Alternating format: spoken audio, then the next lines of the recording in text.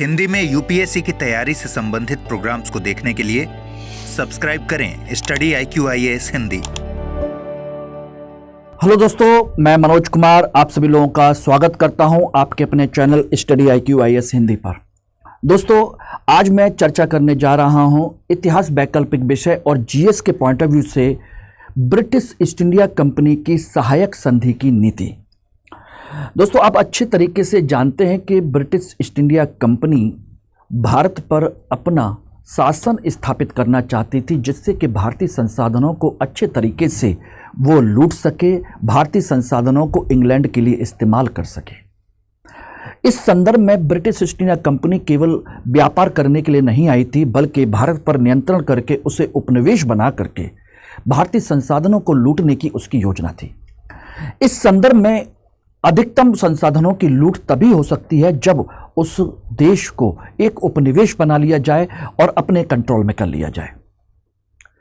इस दृष्टिकोण से देखा जाए तो दोस्तों, ब्रिटिश ईस्ट इंडिया कंपनी ने भारत में राजनीतिक प्रसार के तहत दो नीतियों पर विशेष बल दिया था। एक सहायक संधि की नीति और दूसरी डलहौजी की हड़प या विलय की नीति। ये दो नीतियां सबसे महत्वपूर्ण हैं। उनमें से आज हम चर्चा कर रहे हैं सहायक संधि की नीति। एक ऐसी नीति जिसने भारत में भारतीय राज्यों को ब्रिटिश कंपनी के ऊपर निर्भर बना दिया,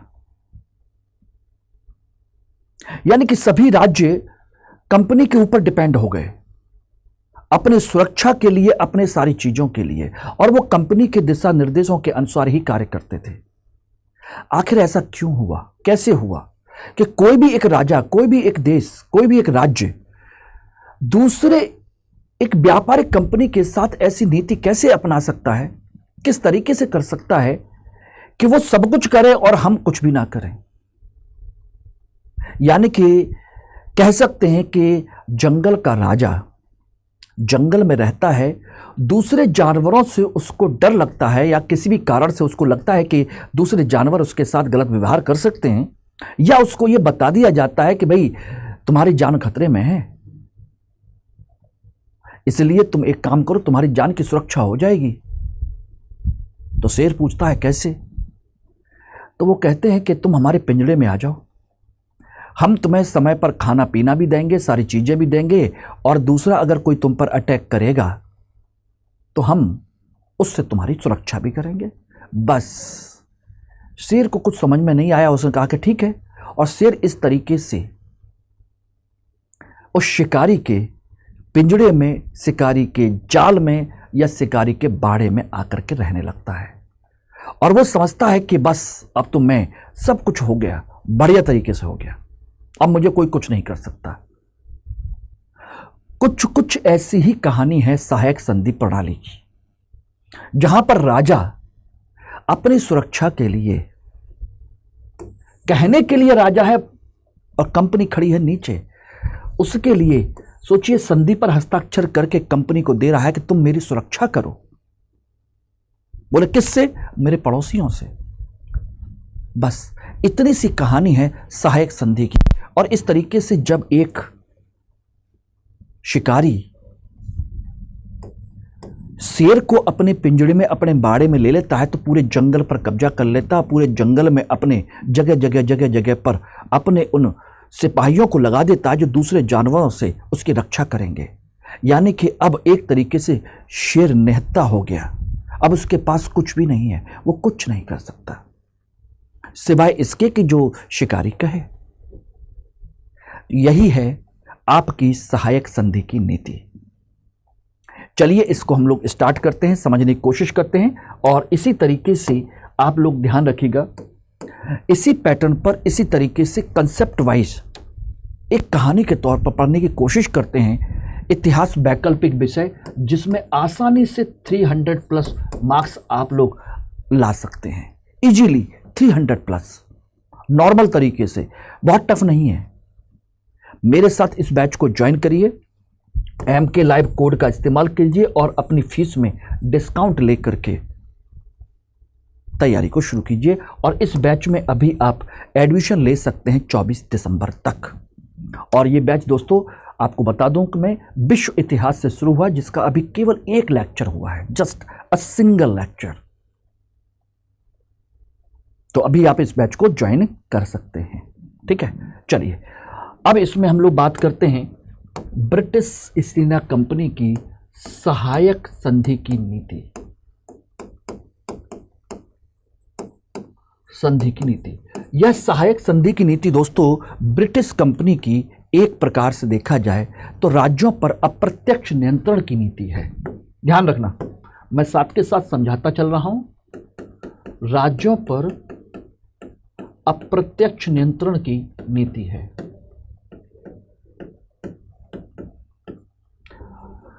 कंपनी चाहती है कि राज्यों पर प्रत्यक्ष नियंत्रण किया जाए, अर्थात राज्यों को कंपनी पर निर्भर बनाया जाए।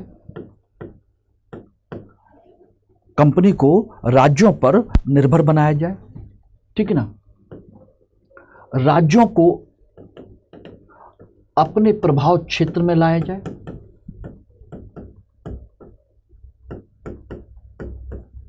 अपने प्रभाव क्षेत्र में लाया जाए और एक प्रकार से उस पर अप्रत्यक्ष नियंत्रण कर लिया जाए। इसका दूसरा कंसेप्ट था बेसिकली कि घेरे की नीति को लागू करना। घेरे की नीति लागू करना, बोले कि घेरे की नीति का मतलब क्या है, यानी कि अपना जो राज्य है, अगर मैं कहूं कि ये इस तरीके से हम अगर राज्य समझने की कोशिश करें यूं इस तरीके से, तो सोचिएगा कि यहां पर बंगाल पर उन्होंने कब्जा कर लिया है।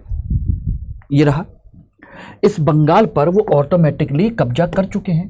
अब उनको अपने राज्य को सुरक्षित करना है, तो इनके जो राज्य हैं, छोटे छोटे अन्य राज्य, उनको इस तरीके से अपने ऊपर निर्भर बनाना है कि अगर कोई इधर से अटैक करे या इधर से अटैक करे या कहीं से भी अटैक करे, तो ये राज्य उसको सुरक्षित रख सके।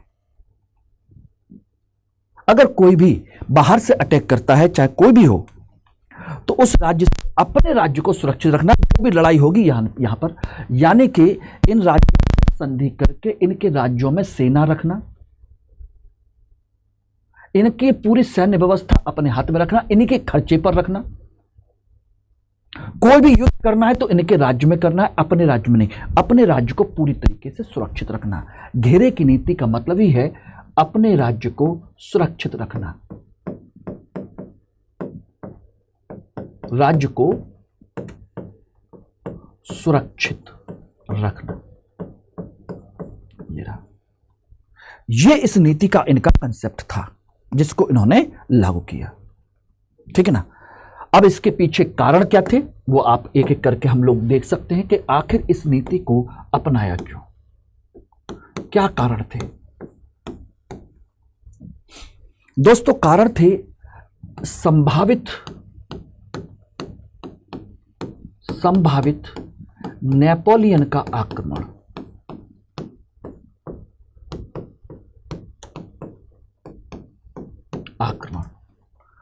यह बात चल रही थी कि टीपू सुल्तान जैसा व्यक्ति नेपोलियन से बात कर रहा है और फ्रांसीसी क्रांति में समर्थन दिखा चुका है और वो भारत बुला रहा है उस पर आक्रमण करने के लिए। तो इसकी वजह से लॉर्ड बेलेजली को यह महसूस होने लगा कि अगर उससे सुरक्षा करनी है तो हमें कुछ ना कुछ तो उपाय करना होगा, अपने राज्य को सुरक्षित रखना होगा, ठीक है ना। दूसरा, संभावित जो भी युद्ध हो सकते हैं, संभावित युद्ध अगर कहीं पर भी होते हैं, संभावित युद्ध पड़ोसी राज्यों में हो, पड़ोसी राज्यों में हो, अगर कोई भी हो, राज्यों के खर्च पर हो, किसी से भी युद्ध करना पड़े तो हमें हमारा सब कुछ सारा पैसा बच जाए, राज्यों के खर्च पर हो और अपना राज्य सुरक्षित हो, यानी कि उन्हीं के राज्य में उन्हीं के पैसे से युद्ध लड़ा जाए, राज्यों के खर्च पर ये सारी चीजें हो, ठीक है ना। तीसरा, राज्यों को अपने ऊपर निर्भर करना,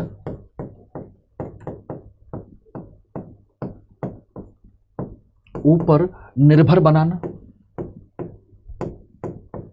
कि भाई हमारे बिन मर्जी के बिना आप कुछ मत करिए, हमारी मर्जी के बिना आप कुछ मत कीजिए, और साथ के साथ अपने आर्थिक लाभों का विस्तार करना, क्योंकि कंपनी इसके बिना तो कुछ सोच ही नहीं सकती। आर्थिक लाभों का विस्तार करना, जो आर्थिक लाभ अभी उन्हें केवल बंगाल से मिल रहे हैं वो सभी राज्यों से हासिल करने हैं, वो सभी राज्यों से हासिल करने हैं। ठीक है ना। तो यहां पर इसका मतलब हो गया कि सहायक संधि को लागू करने वाला व्यक्ति है लॉर्ड बेलेजली।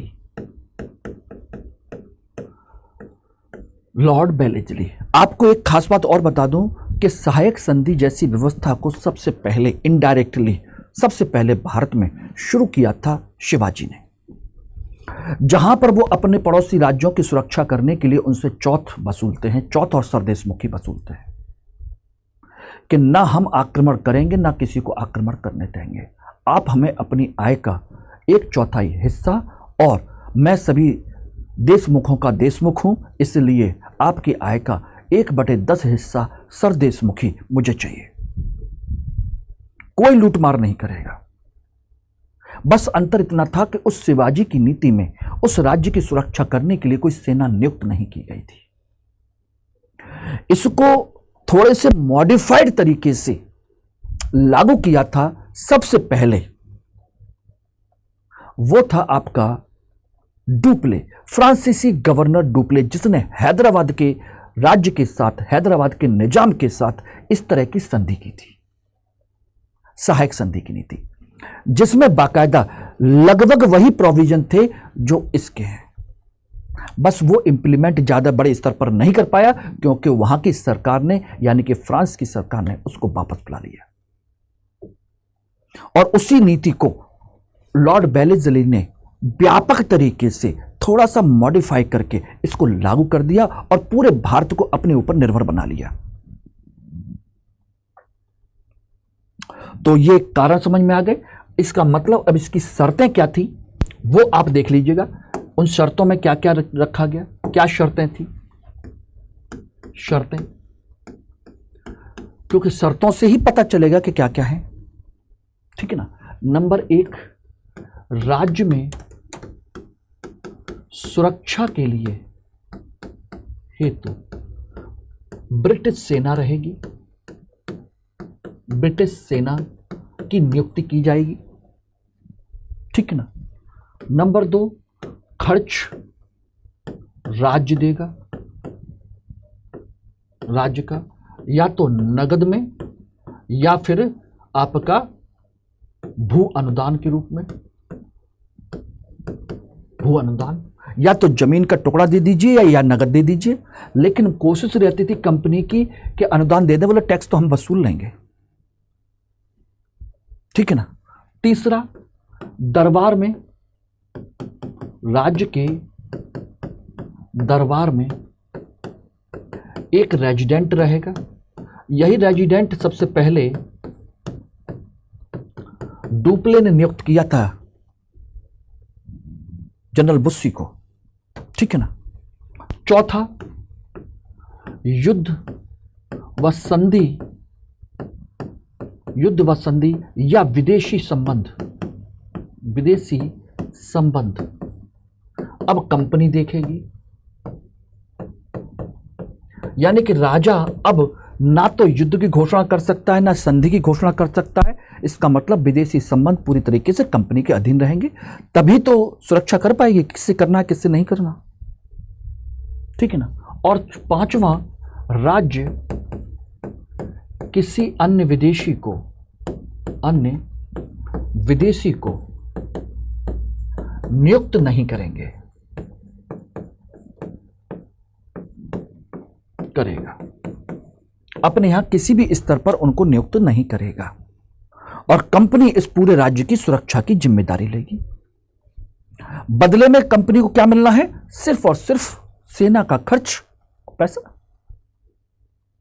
बस इतना था। लेकिन इनडायरेक्टली बहुत कुछ उसको लेना था। बात समझ गए नहीं? अब इसका हम यहीं पर देखें तो परिणाम क्या हुआ वो आप अच्छे से समझ सकते हैं कि परिणाम क्या होगा। परिणाम होगा कंपनी के जो उद्देश्य थे वो पूरे हो गए, यानी कि कंपनी के उद्देश्य पूरे हुए।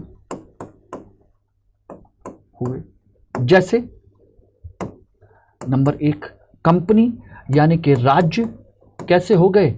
निशस्त्र हो गए। निशस्त्र हो गए राज्य।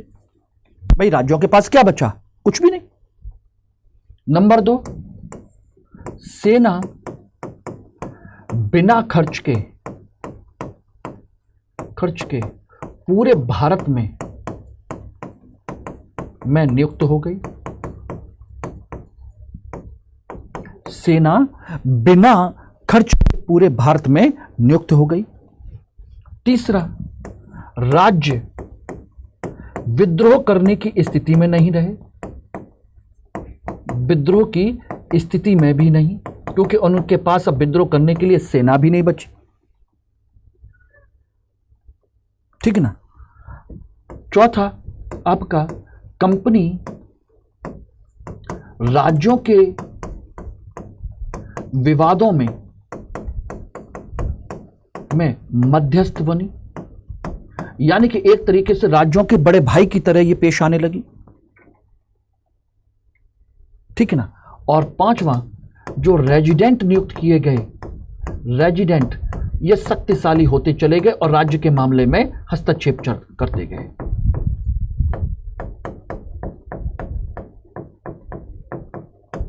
होते गए। इस तरीके से सारी चीजें होती चली गई। ये तो कंपनी को इसका फायदा मिला। अब यहीं पर हम बात करें तो भाई राज्य को क्या, राज्य की स्थिति क्या रही? राज्य पर प्रभाव क्या पड़ा? इसका राज्य पर क्या प्रभाव रहा? भाई संधि तो आपने कर ली, तो अब ये जो बता दो कि हुआ क्या। नंबर 1, राज्य की सैन्य प्लस आर्थिक शक्ति कमजोर।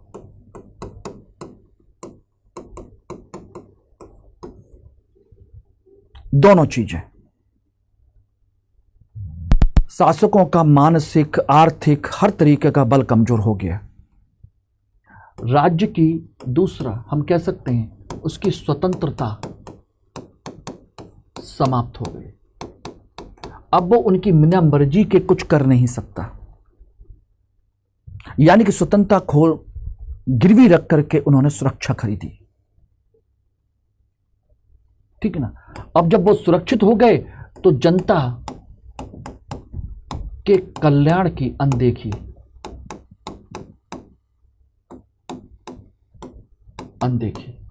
बोले कि अब मैं तो सुरक्षित हूं, जनता ही क्या करेगी, करती रहे, अब उनको क्या करना, अनदेखी। और कंपनी द्वारा जनता का शोषण। अब सोचिए, सेना वहीं पर हो, सारी चीजें हो, तो राजा करेगा ही क्या? और कंपनी तो भैया शोषण करने के लिए ही आई थी, इसी काम के लिए ही आई थी, उसका और कोई काम नहीं था।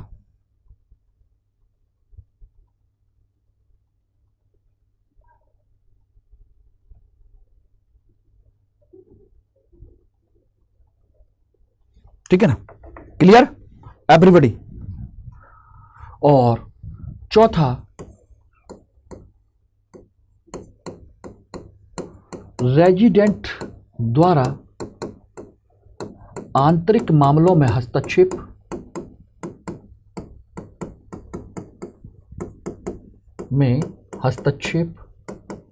और इस स्थिति में राज्यों का विद्रोह। अब विद्रोह कर भी दिया तो आपकी स्थिति कमजोर है। राज्य का विद्रोह के लिए, राज्यों को विद्रोह के लिए उकसाना, और अंततः उनके विलय का आधार तैयार। सोचिए कितना ज्यादा माइंडेड लोग हैं ये लोग, कितने ज्यादा माइंडेड। अब आप समझिए कि सब कुछ प्री प्लान चल रहा है कि आपको कब उकसाना है, कब क्या करना है, आपको क्या शर्तें रखनी है, किस तरीके से रखनी है, एवरीथिंग, सब कुछ उनके माध्यम से हो रहा है।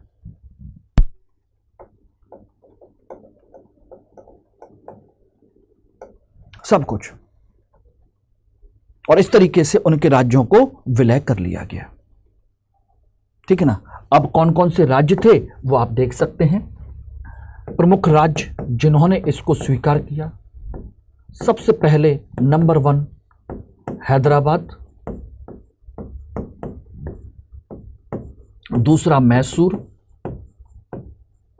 तीसरा तंजौर,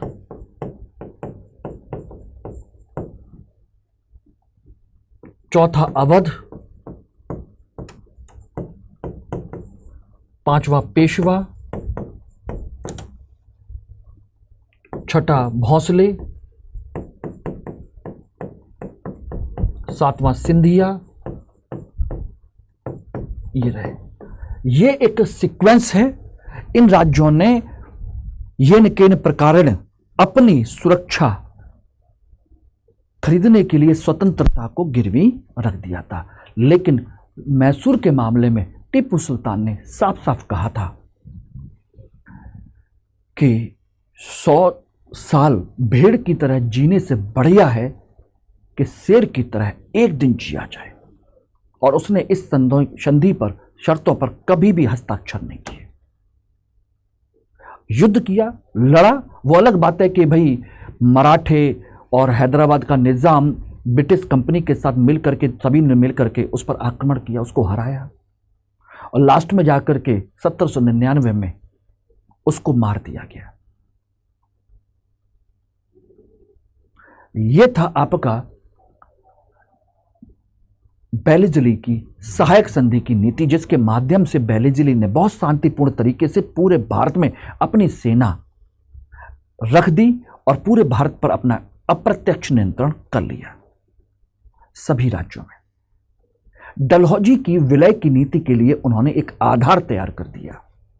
अपना संपूर्ण भारत पर उपनिवेश बनाने के लिए एक आधार मजबूत कर दिया उसने। ये थी इसकी नीति। ठीक है ना। और मैं उम्मीद करता हूं कि आप लोगों को क्लास समझ में आई होगी। दोस्तों एक चीज और इसमें ध्यान रखिएगा कि आप में से जो भी सभी छात्र 2026-2027 के लिए प्रॉपर तरीके से तैयारी करना चाहते हैं, जो कि आप लोगों को हकीकत में करनी भी चाहिए, एक सिस्टमेटिक स्टडी आप लोगों को एक सफल व्यक्ति बना सकती है। यह ध्यान रखिएगा, क्योंकि आधे अधूरे प्रयास कभी भी रिजल्ट में परिणत नहीं होते। अगर आप चाहते हैं कि मेरी गाइडेंस में रह करके आप 2026-2027 की तैयारी करना चाहते हैं, रिजल्ट निकालना चाहते हैं, तो डेफिनेटली हमारे साथ इस बैच को आप ज्वाइन कर सकते हैं, दिसंबर मॉर्निंग बैच। ये बैच आज सुबह 8 बजे से शुरू हुआ, जस्ट इंट्रोडक्शन। आज से 17 तारीख से बैच स्टार्ट हो रहा है, जिसमें अब आप एम के लाइव कोड का यूज करके, यानी कि मेरा कोड यूज करके आप 28,000 फीस में 2026 के लिए, 34,999 रुपये फीस में 2027 के लिए बैच को ज्वाइन कर सकते हैं। इसमें आपकी फाउंडेशन क्लास के अलावा SIP और मेंस रेजिडेंशियल प्रोग्राम, यानी कि प्री की क्लास और टेस्ट सीरीज, मेंस की क्लास और टेस्ट सीरीज और रेजिडेंशियल प्रोग्राम, ये सब कुछ आपको मिलेगा। साथ के साथ आपको मिलेगा 1-to-1 मेंटरशिप प्रोग्राम, यानी कि एक व्यक्ति के लिए एक मेंटर, जो आपके समस्याओं को, आपकी प्रॉब्लम्स को, आपके डाउट्स को हैंडल करेगा, आपको सलाह देगा, आपके लिए एक प्रॉपर प्लान बनाएगा, एग्जीक्यूट करवाएगा। ये उसका काम होगा। आप उसके साथ डिस्कस कर सकते हैं, ये सारी चीजें हैं। और इंटरव्यू गाइडेंस प्रोग्राम, ये आपकी अलग से क्लास होगी 1 से 1.5 महीने की इंटरव्यू गाइडेंस प्रोग्राम, जो इंटरव्यू के लिए कंडक्ट की जाती है। तो आप इस बैच को अभी ज्वाइन कर सकते हैं मेरे साथ में। ठीक है ना। और बाकी कोई भी डाउट है तो ध्यान रखिएगा, एम के लाइव कोड इस्तेमाल करना मत भूलिएगा। ये मेरा टेलीग्राम नंबर है और ये आपका बार कोड है, और ये आपका टेलीग्राम और व्हाट्सएप नंबर भी है, जहां पर आप मुझे मैसेज ड्रॉप कर सकते हैं। और ये मेरी मेल आईडी है, जिसके थ्रू आप मुझसे कांटेक्ट कर सकते हैं। Okay, thank you very much. Hindi में UPSC की तैयारी से संबंधित प्रोग्राम्स को देखने के लिए सब्सक्राइब करें स्टडी IQ IAS हिंदी।